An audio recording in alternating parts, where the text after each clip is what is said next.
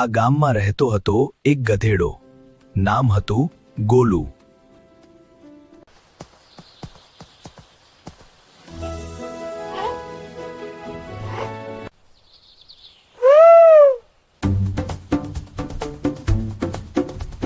તો ક્યારે નાચતા નાચતા, બાળકો હસતા, વડીલો ખુશ થતા.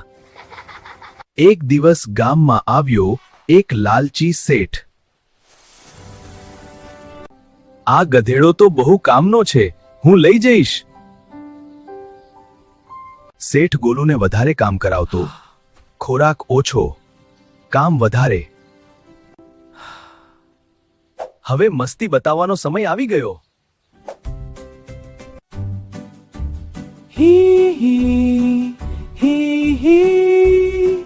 અને શેઠને કાદવમાં પટકાવી દીધો.